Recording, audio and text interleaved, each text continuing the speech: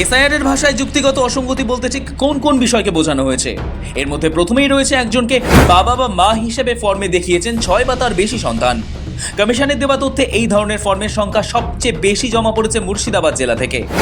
মুর্শিদাবাদ জেলায় এমন ফর্মের সংখ্যা 4,07,065টি, আর সবচেয়ে কম ঝাড়গ্রাম জেলায় 7,727টি। তবে এসবের মাঝেই পশ্চিমবঙ্গে চলতি এসআইআর প্রক্রিয়া চলাকালীন এক বিস্ময়কর তথ্য উঠে এসেছে নির্বাচন কমিশনের হাতে। বয়সজনিত গরমিলের শীর্ষে দক্ষিণ 24 পরগনা, 7টির মধ্যে 4টে ক্যাটাগরিতেই শীর্ষে এই জেলা। দক্ষিণ 24 পরগনা যেসব ক্যাটাগরিতে শীর্ষে তার মধ্যে রয়েছে বাবার নামে গরমিল। বাবার নামে গরমিল এমন ফর্মের সংখ্যা 9,33,872, আর বাবার নামে গরমিল সবচেয়ে কম কালিম্পংয়ে 44,020টি।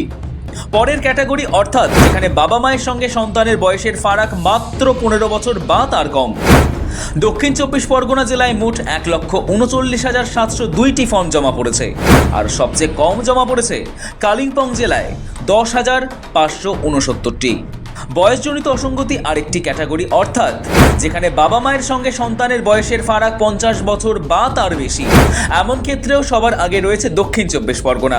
এই ক্যাটাগরিতে দক্ষিণ 24 পরগনার মোট 1,09,567টি ফর্ম জমা পড়েছে, আর এক্ষেত্রেও সবচেয়ে কম কালিম্পং জেলা 3,500টি। দক্ষিণ 24 পরগনা শীর্ষে রয়েছে লিঙ্গ সংক্রান্ত তথ্যের অমিল ক্যাটাগরিতেও।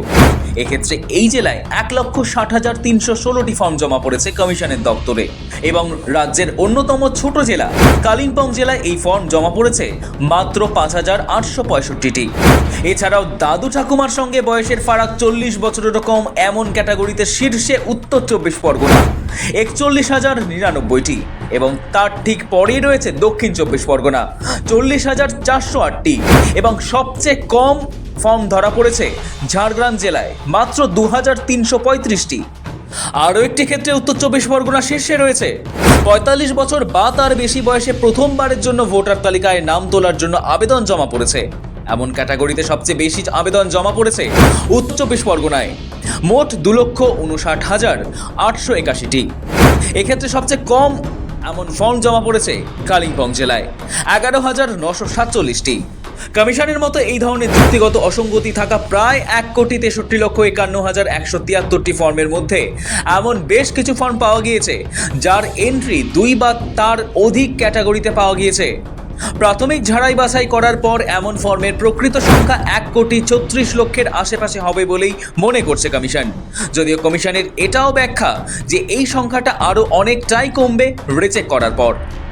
এসআইআর প্রক্রিয়া বরাবরই গুরুত্বপূর্ণ, কারণ এই প্রক্রিয়ার উপরেই নির্ভর করে ভোটার তালিকার নির্ভুলতা।